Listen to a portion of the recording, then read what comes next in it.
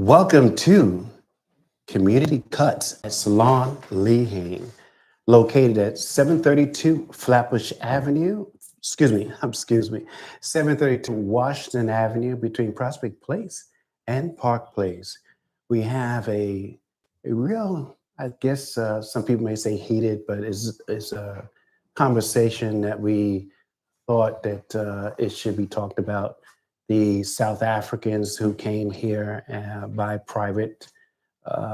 private plane. I'm not sure who sponsored it, but they came in. And we're going to be talking about the 14th Amendment that took place a couple of days ago with the Supreme Court. So it's a subject I think that we should be cognizant about, and it's in real time. So welcome to Community Cuts. I have my brother here to my right. His name is Rickie. Rickie, how you doing, Rickie? I'm good. Nice to be back on the air, Mr. Duke. Thank you so much, Rickie. Rickie's my brother from another mother. He's real good people, and we're all Brooklynites. So this is about Brooklyn. And I have a young lady by the name of Kathryn. Kathryn's going to be coming on board, and she's going to also talk about this conversation that's in the media and that's happening right now. So I'm going to welcome Kathryn to the broadcast. Kathryn, come on through, Kathryn. Mm-hmm.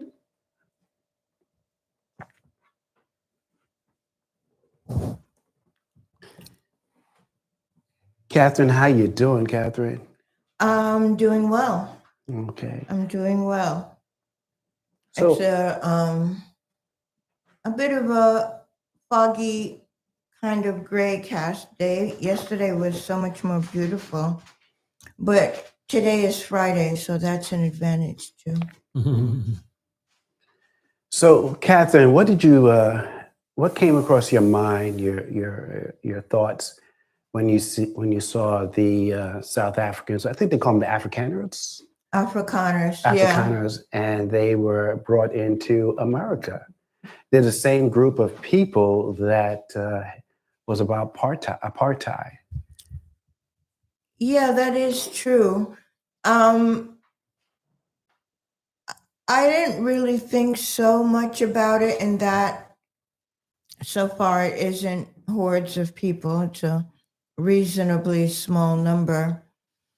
But I just think that Trump and Elon Musk have decided that they want to bring a particular kind of ally into the country that would support their mindset.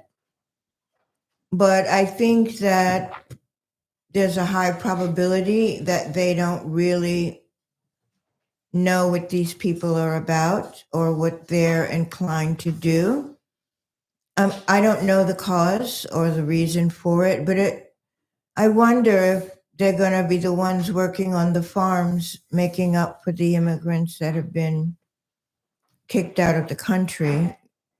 I suppose that is a possibility. But I think they're probably in for a bit of a culture shock, the people themselves. And yeah, I don't know what to think of it. It's not like we don't already have our country chock full of racists. We do. And I don't know if the people coming in are poor or wealthy. I don't know what the percentages are. So if they're a more wealthy group, then they'll probably be looking for all kinds of economic and investment opportunities. If they're not a wealthy group, they're probably going to be looking for an opportunity to reestablish themselves in as a powerful force in the American scene. But I don't know really what to think about it.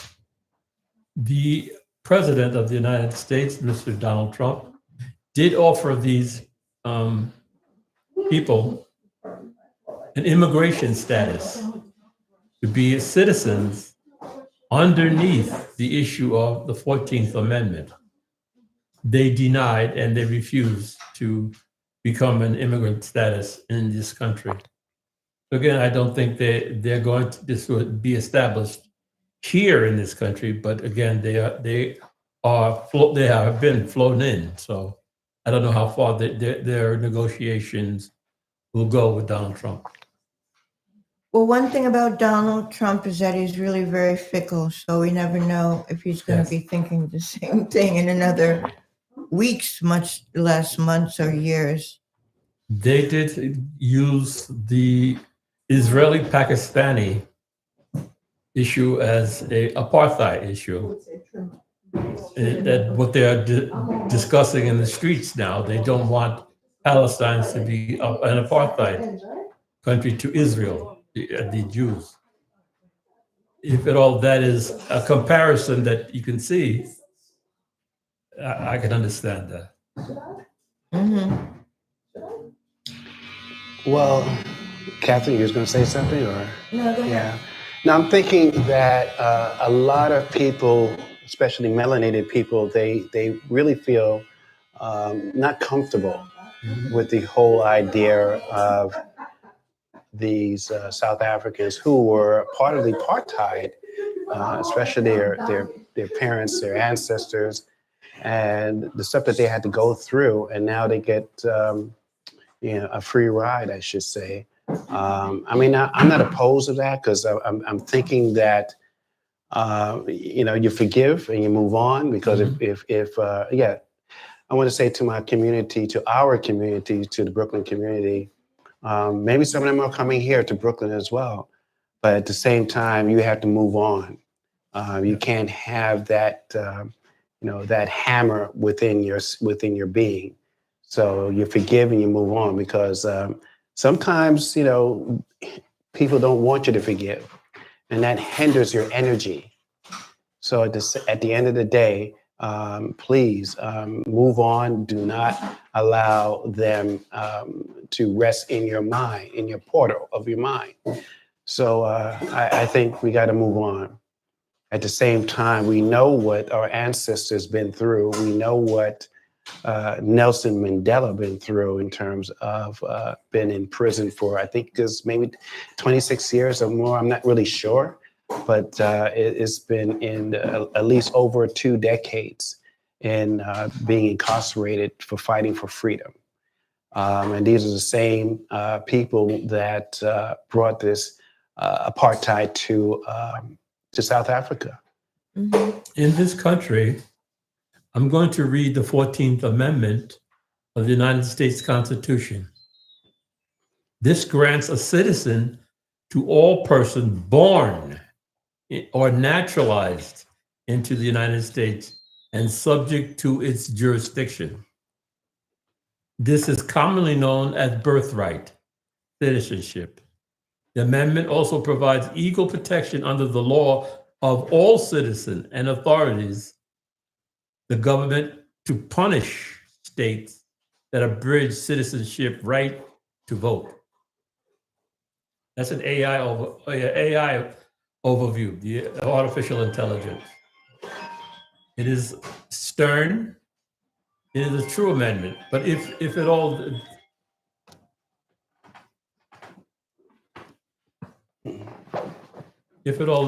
the country is trying to change that, it's a detriment to the country. It's not going to help us in any way. We fought hard and long for that civil rights within the 14th Amendment to be citizenship to vote and be on a line to vote. Even in Africa, they fought hard to get the right to vote. Don't let them take that away from us. Yeah, I was looking it up as well. It was adopted in 1868 as part of Reconstruction, which was designed to restore the former, the people who were formerly held as chattel slavery. And my understanding of this amendment is because in prior amendments, it stated that people who were enslaved in this country could not be citizens. Mm. And this particular law was specifically to address that problem, that the former slaves and their descendants would be full citizens. I'm not sure if that was before or after the 3/5 of a human being, but I think it came after. But at any rate, that's what it was designed to do. And I think what's happened in some measure is that because it sets up the stage for everyone, it was created for the purpose of the human beings who had formerly been enslaved. It was set to address that specific problem. It also addresses all citizens and naturalized citizens. And it basically sets up a rule of law that protects citizenship against the kind of things we've been experiencing in the last year since the inauguration, where people have applied for citizenship. Many of them are in process towards citizenship and having that process aborted. And I think what's more important than worrying about the 100 or so Afrikaners, I think 60 or to 100 came in, they're talking about a lot more people bringing them in, in terms of thousands. But I think they are less of a problem than the reason for this happening, where we have the facade being pulled off, this idea of making America great again is really about making America white again. Now, America was never really a white country. When there was slavery, active slavery, there were less white citizens than there were slaves. And I think that this has always been a system trying to catch up with the fact that the people who created it were outnumbered, by the Aboriginal people who were here, Indigenous, yeah. and by the African people who were brought here. And so, because this was a continent that was wholly populated, there were millions of people here when the Europeans arrived. So it's been catch up, a combination of extermination of human life where that's possible. And where that wasn't possible, we saw a lot of, I don't know what you call it, but for instance, Planned Parenthood was originally an organization whose purpose was to prevent live births of non-white people. So there was a lot of sterilization of Aboriginal and Indigenous people of this land. And I do make a distinction between Aboriginal and Indigenous in that Aboriginal means of origin. And I don't think that we have a lot of information that's readily available on the original inhabitants of the Americas, but it's a land in which many people came and mingled in and created their own life here in the Americas. So, but all of that was put to an end through the whole slavery, Jim Crow era. And from my vantage point, this is what many, I don't want to say white people or Caucasian people, but really ignorant people are are not understanding or comprehending or have kind of crossed the boundary to like this ugliness of spirit So I think bringing the Afrikaners is just another piece of that. It's a way of being in your face. It's a way of insulting the people, the Black people who are of this country, who immigrated to this country, the brown people. It's a slap in the face. And I think we have to understand that we're going to see this in many more things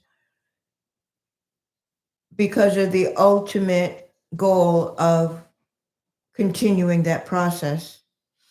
America is no different than Israel in that regard. They just want to wipe out people who are inconvenient to them by any means necessary. And if they could bring in these Afrikaners who may or may not be of the same ilk as the days of apartheid, they may not be. Some may not be. But I just think it's just being done more as a slap in the face to the true Americans who believe in the Constitution, you could say, or believe in everyone's right as citizens of this country. And I guess where I break with that is the United States is not an indigenous entity to this land. So the United States is a corporation created by a group of people who colonized and committed genocide on these lands. That's what the United States actually is. And there's always been this struggle to get back to that and undo whatever can be undone legally. And this is just like another brick in the wall of that process. But I don't think it's useful, as Duke said, to get into conflict with the people themselves. We don't know them. We don't know what their situation is. And they may be coming here just like everybody else who falsely believes in the American dream. And they might get a break while Trump is in office and while he's favorable towards them. He could turn on them in a heartbeat. Mm-hmm.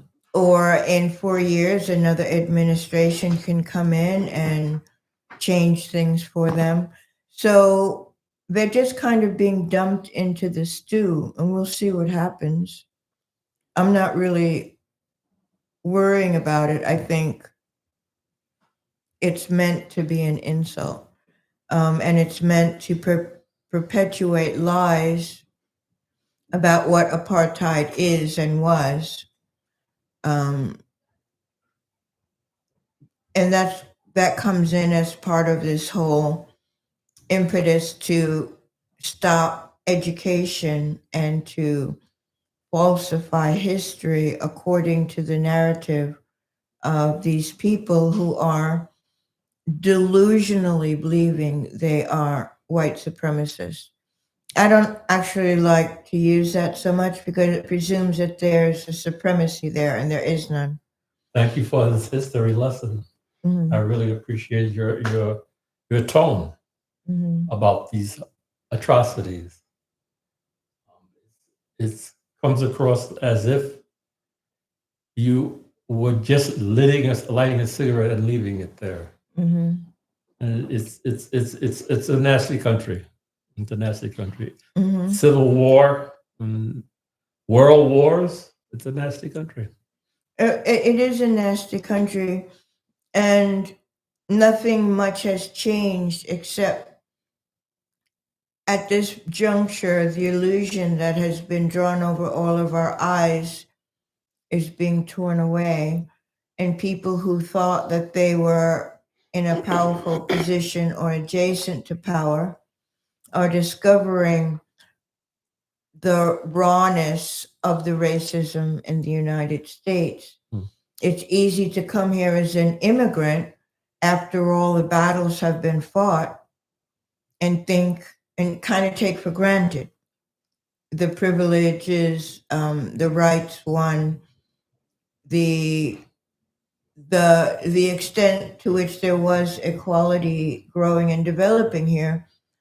was really taken for granted by a lot of people. And by those same people, a lot of them bought into the rhetoric about Black people being lazy and Shiftless. shiftless and incapable and violent, where in fact that's been a fabrication, that's been a lie. We've been targeted systemically, continuously since the colonizer arrived in this country. And that's true of all Aboriginal people of origin. This country, the very original people were Black people, or Negroid people, as the archaeologists would say. Let me just chime in just for a minute or so that the Aboriginals, they had the country. When the colonizers came here, they saw this country was already a country, full with people, full with stores and neighborhoods, communities, and so forth. So there was people here already. When the South Africans got into, well, I should say, the colonized. Yeah, the Dutch, I think, Dutch, and the British. Yeah, went to South Africa. They met Aboriginals there, right? Mhm. And when they came, South Africans, so the Afrikaners came here just recently, a couple of days. They're meeting us again as Aboriginals here. Mm-hmm. So there's no way of escaping that energy that we have. And so my point is to our viewers, to Community Cuts viewers, is that do not allow your energy to be wasted. Yep. Don't spend time thinking about what's happening with them or why are they getting this this free pass. Do not put your thoughts on that, because it's just a waste of energy. And so I would love for our people who are like-minded to, put your energy somewhere else. Right. All right. And so that's my talk and my piece to you. Well, I would agree with you in terms of toxic energy and, a desire to get out there and fight or cancel people and engage in toxic behavior. But our very recent ancestors, my generation, my parents' generation, my grandparents' generation, they acted. So I think that there may be actions to take, but I don't think the people who have been brought in from South Africa should be the butt of those actions, but the law needs to be where the action is being taken. There has to be, I'm hoping that legal teams will come together and continue, some are already, but continue to fight for citizenship.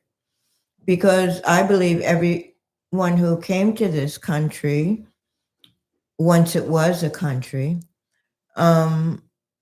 came with that idea of freedom, of being able to come and establish yourself and build and all these beautiful things that the country is said to represent. Every immigrant comes here for that, whether it's from South Africa, North Africa, Mid-Africa, South Central America. People come here because they believe the fabrication about what this country represents. And in a manner of speaking, it represents that.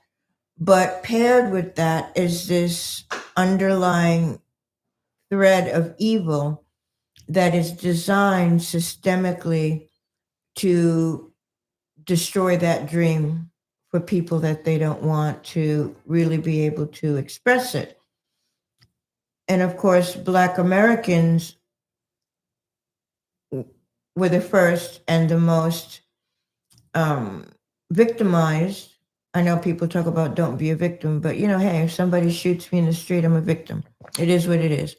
So people are victimized by these systems are Black Americans. They were designed to keep Black Americans down. And the reason a lot of the immigration occurred was part of that plan. We can bring in people from other countries and give them what the Black Americans fought for. And this is why when you look at DEI, most of the people who are now being fired by DEI are not actually Black Americans.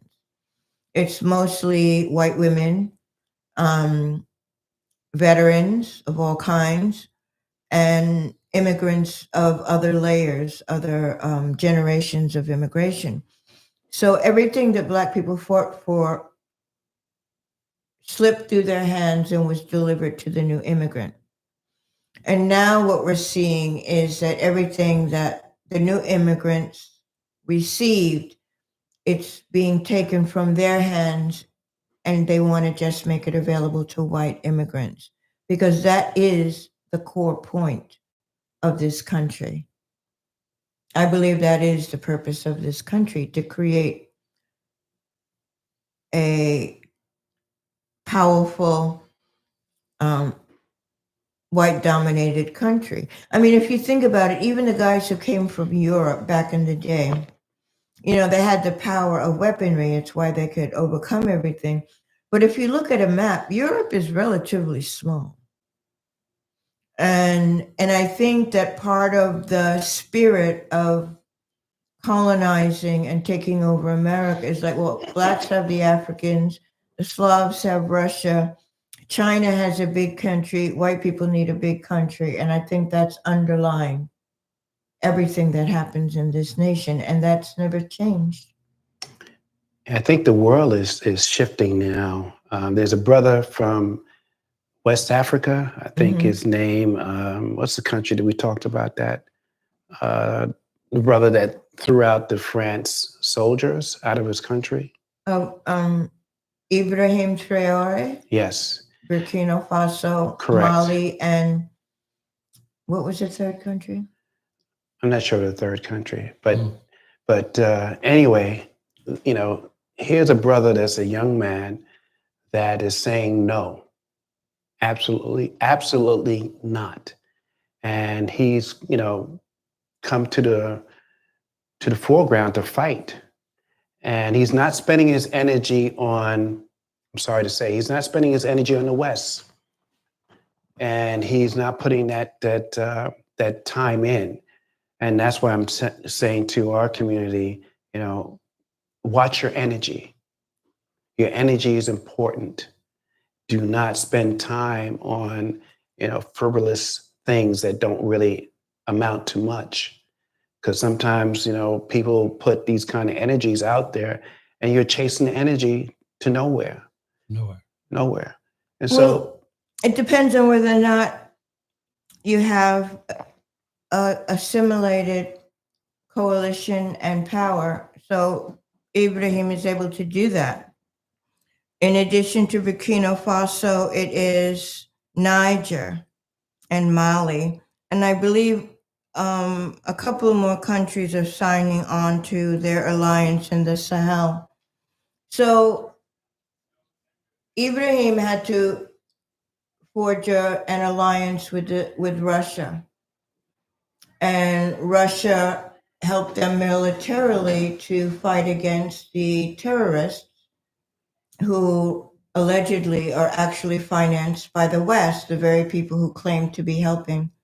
So I think that those of us who live in America have to begin to think about things in a realistic way, not a matter of being toxic, but in terms of beginning to really assemble our resources in such a way that we can be protected, or to withhold our resources in ways that help to protect us.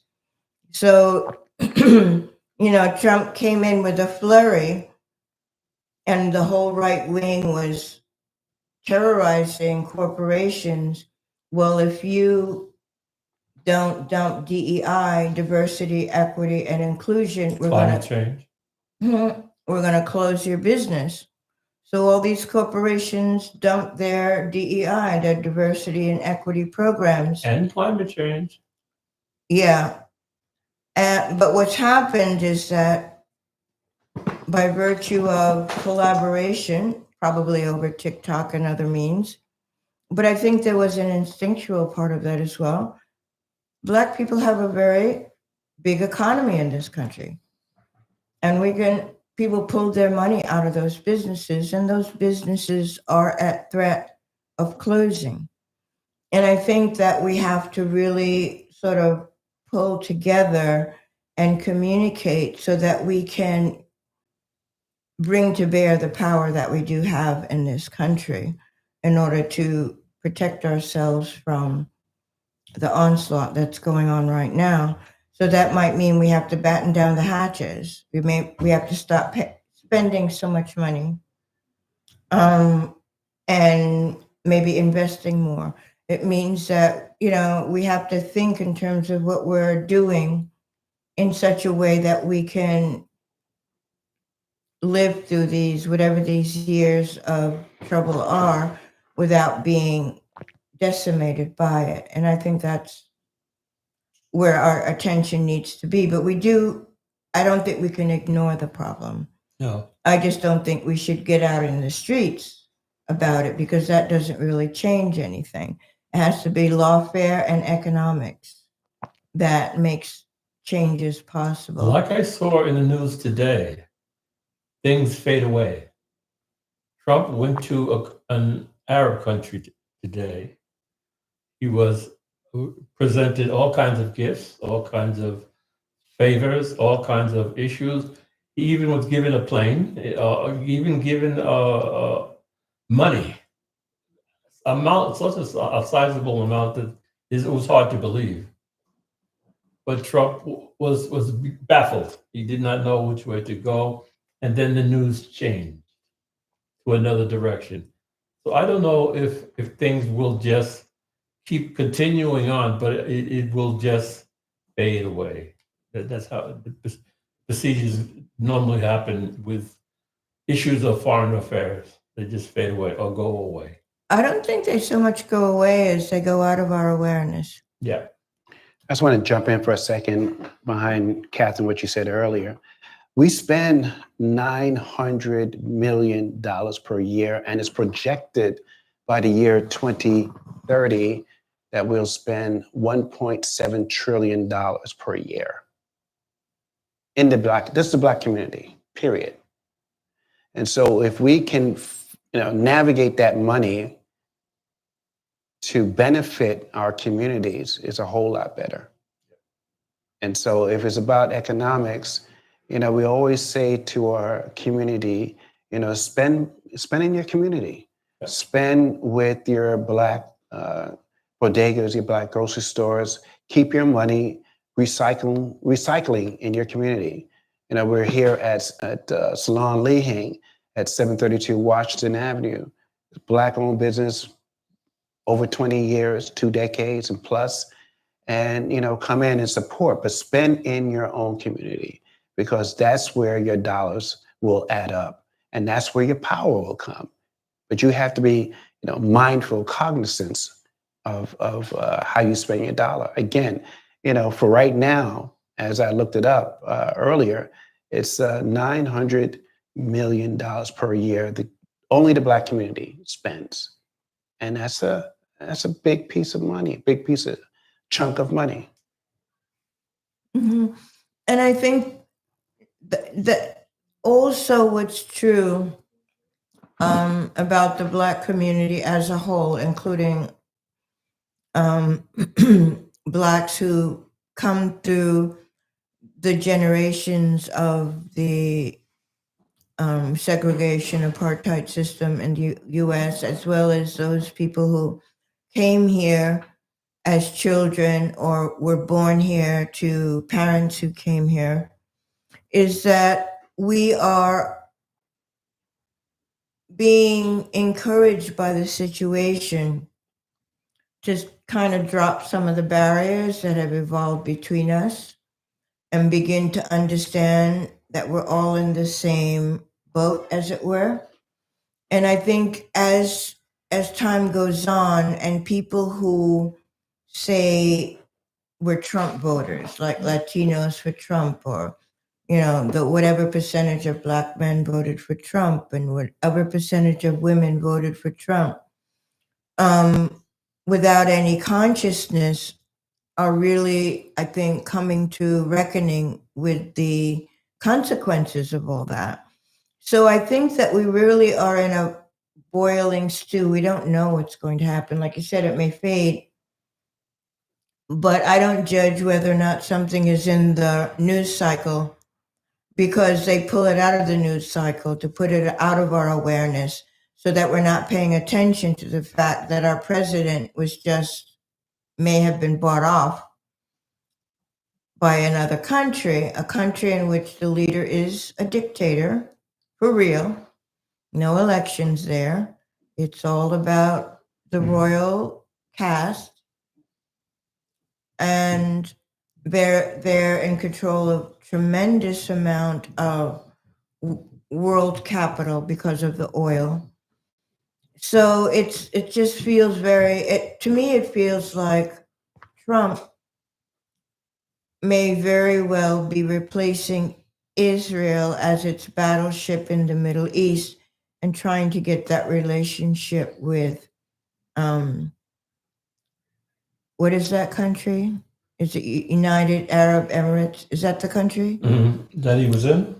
Yeah. No, it was a smaller country. I don't remember it right now, but it was a country with a dictator.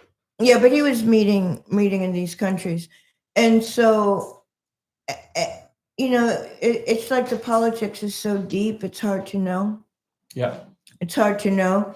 But when it comes out of the news cycle, to me, that means something really bad is going on. Because the news cycle is prepped to protect whomever the person in charge might be it Democrat or Republican.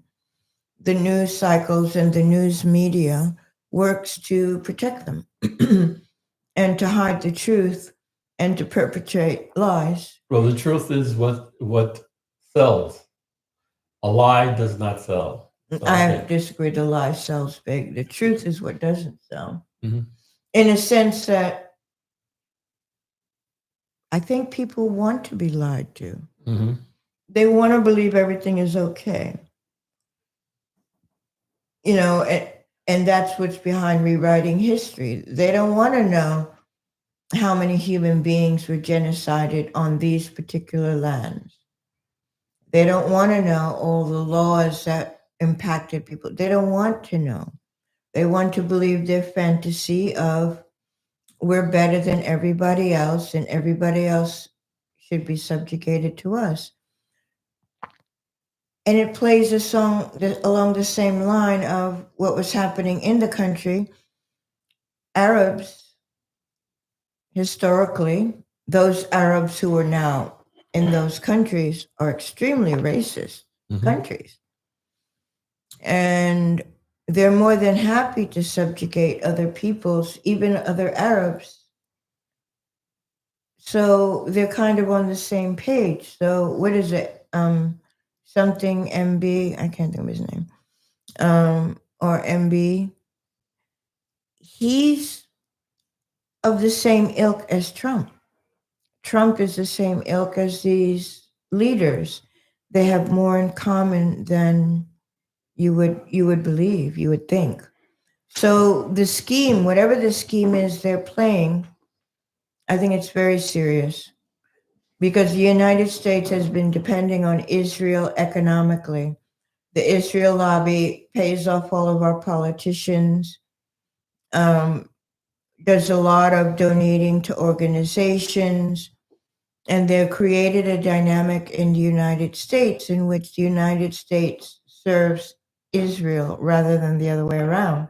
So would you both agree that it's imperative to guard your energy? Yes. And not step out into a world that is not stable. correct. If it's not stable, you won't find any footing. Right. Yeah, but we can learn to surf. Mm-hmm. Yeah. Maybe that's what we need to do. I think I understand what you're saying about not putting out energy, But my caution is that we need not to pull the wool over our own eyes for Correct. our own comfort's sake. That's true. That's true. I mean, That's all I'm saying. I concur with that. But what I'm thinking, as evolution, as a big picture, that because a lot of people will just watch that blue tube, and whatever that blue tube is telling them, or whatever they're announcing, or whatever the story, the narrative that they are giving, they'll believe that. And what I don't want to happen, if I could help it, is for people to start, what I don't want you to believe every narrative, to believe their truths. And that's their truth. I want our people and people that are, evolving to start believing in themselves and start not focusing on the system. The system is within you, not the system outside of you. And I don't want anybody to rob your energy. Your energy is important to yourself because, you can scurry around and back and forth, north, west, south, east, wherever, and you don't have a good bearings. You don't have a foundational base to stand on because, your energy is all scattered.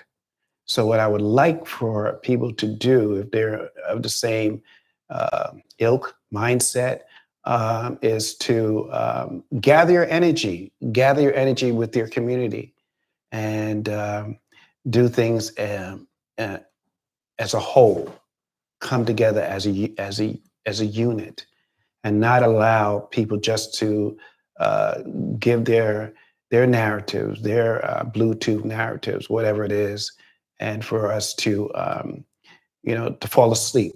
Mm-hmm.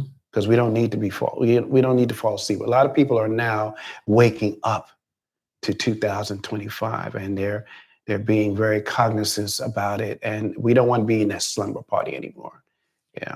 That's just what my thoughts. I have a question. Did the Supreme Court come to a decision on the 14th Amendment, as far as you know? No. Okay. It's going back to the states. I wish that they would open it up and allow the 14th Amendment to really be opened up. And I think there's a lot of truth within the 14th Amendment, but within people.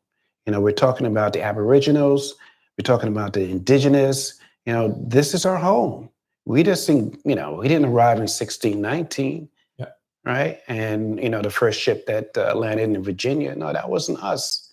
We've been here. When you got here, there was a city, there was villages, there was tribes, and I don't want people to think that, hey, we just got here. That 14th Amendment was about giving slaves the putting them a part of the amendment. But actually they were and still are the Aboriginals and indigenous to this land. This is their land. All right. That's the way I think. So I think that at the end of the day, I'd like to see people come together and not waste the energy, but allow, because a lot of times people are pilfering off of our backs. Mm. And when they do that, we're left, or depleted with no energy, or with nothing of substance. So my thing is to, be cognizant, be aware.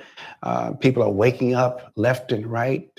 And so as we wake up, we move forward, and with respect and with community. That's my thoughts. Okay. Makes sense to me. Yes, it does.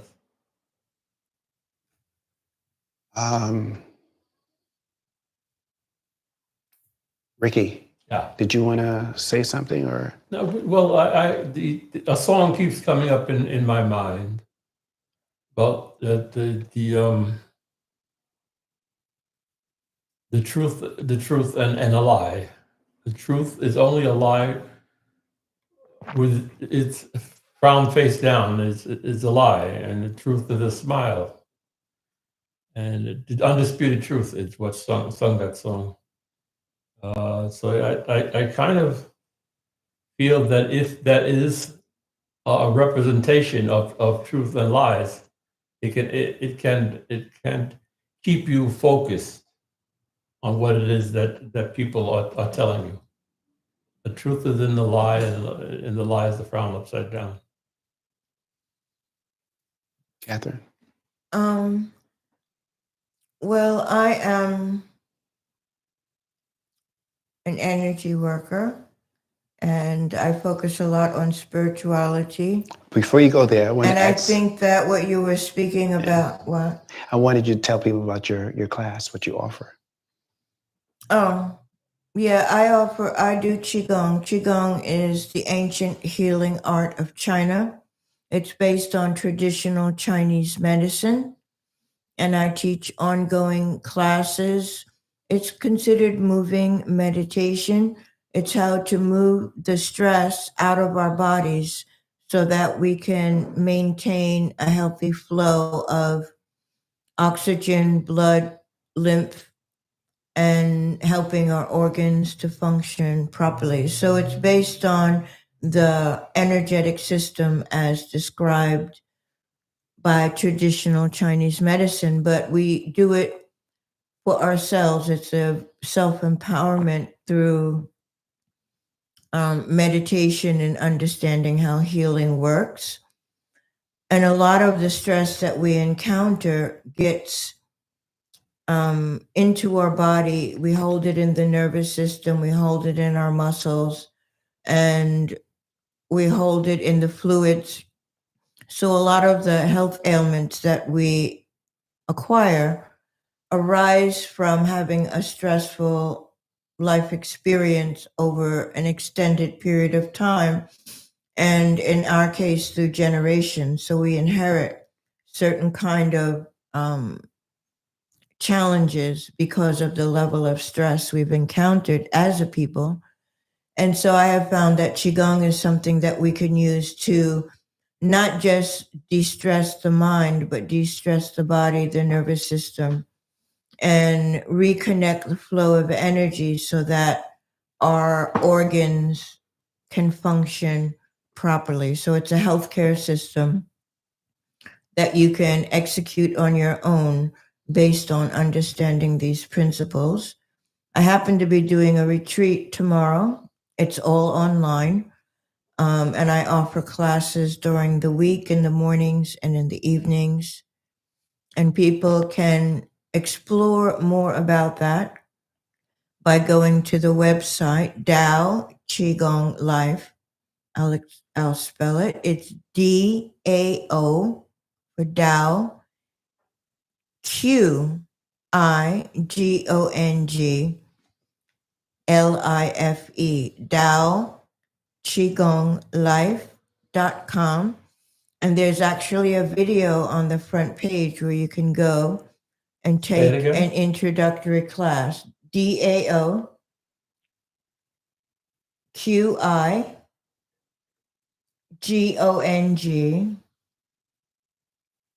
LIFE.com.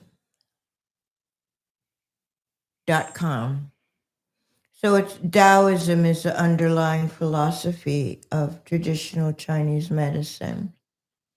And it's also a way of connecting to a world beyond the physical, that part of us that exists beyond the tangible. So for instance, we know that we have thoughts, but thoughts are not a visible thing in our reality. We know that we have feelings. We feel them, but they're not visible. So there's much more to a human being than what is visible. And we can make that direct connection to our own spirit. We can connect more directly and communicate with the earth as well as cosmic, celestial. These are all energies that play into our world. And a lot of what we perceive, in my opinion, is a lot of, I would say, dark magic, where the spirituality of original peoples was perverted and turned back against us. And if we can get back in touch with our original powers as human beings, that would be the most convenient and powerful way to counter what we're seeing in the world. A lot of what we're seeing is to enforce and inflict fear. Fear creates a very low vibration. That's right. And that causes people to lose touch with who they truly are, in That's the right. fight or flight state. So we can Right. use breathing and meditation to put us back into a balanced state so that when we encounter these narratives, we could understand that that's what they are and that there's it's a matter of clash of thoughts, a clash of will. And once we reacquire our true human potential, it'll be much easier to move energetically against what is happening in the world. Because we do attract to some extent what we put out. And it's like if you're walking along and you see a stray dog and the dog senses fear in you, it will attack you. But if you're confident and you're not afraid of the dog, it'd be less inclined to attack you. And humans kind of work the same way because, we're part of nature. We're animals too, though we don't like to think of it that way. And we have this instinctual reaction that is beyond the physical that we're kind of trapped in. And I find that the practice that I do of Qigong, it extracts your energy from that system and makes it available to you for your own intent, design, and creativity. So it's a energy practice, and I invite people Sounds to nice. check it out. Sounds nice. Mhm. Sounds nice. And if you can make it to the website, there is a class there on the I saw it 4 hours front page. You Mhm. looked at it? already. So people can check it out and see if they like it. They could check out the classes and join in. And what's nice about I like Qigong because it's a very gentle, very slow, but very powerful. But also the underlying principles, the Taoist principles, are not very different than African practices and other kinds of indigenous practices. And it was accessible to me, so I followed that path. But the truth is still the truth, whether you're understanding it by a different culture, then you can find the truth by bringing your intelligence back into yourself and not accepting the authority of the media or even the politicians at large. We have sovereign human rights that nobody can infringe. I mean, they can beat you up, they can throw you in jail, but it doesn't take away your rights. And so I think that we have to begin to assemble ourselves according to the truth of our own sovereignty and divinity. And once we adopt that power and begin to execute life with that kind of confidence, a lot of the lies will dwindle because they don't have any power. They're powered by fear and intimidation, not by truth. Well, family, we come to a close on Friday night, Community Cuts. We're asking you to like the video, give us a thumbs up, support Kathryn in her passion. She loves what she does. And I think it's going to be, we're going to put it in the I'll put it in the show notes. The okay. website. All right. So you put it in the show notes. And also, just be mindful at the same time to support other Black businesses, Including this one. including this one. Let's get into that. 732 Washington Avenue. We have great beauticians that's here. Winsome, she owns the beautician. She owns the salon. Excuse me. She owns the salon. And she is a dedicated Black woman who works very hard, and she's excellent in what she does. And she's hosting us here out of the kindness of her heart.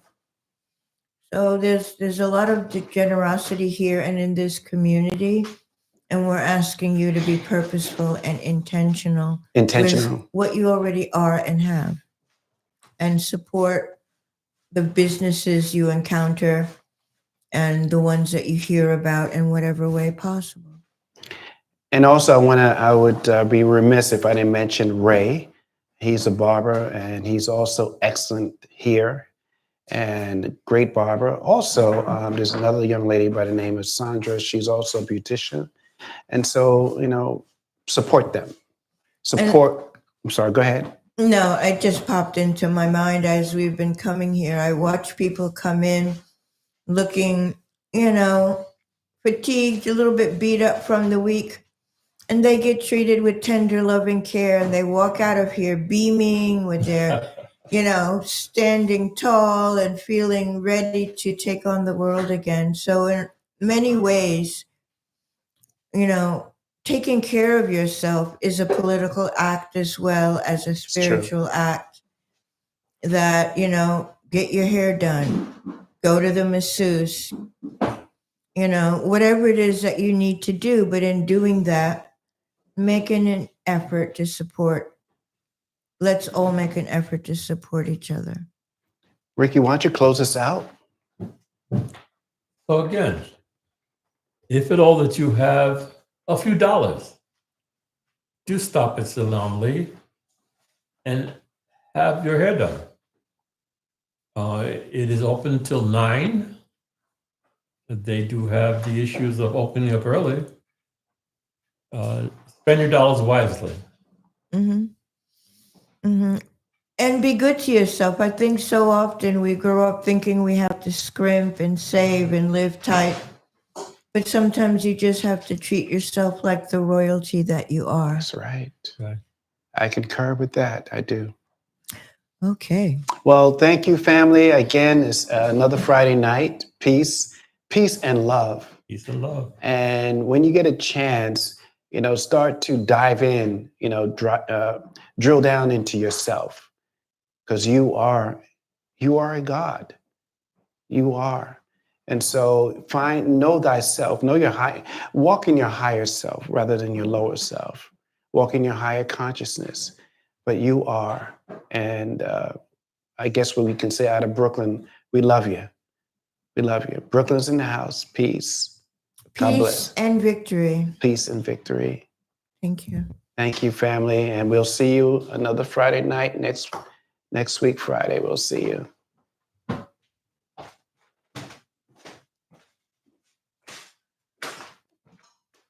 One love.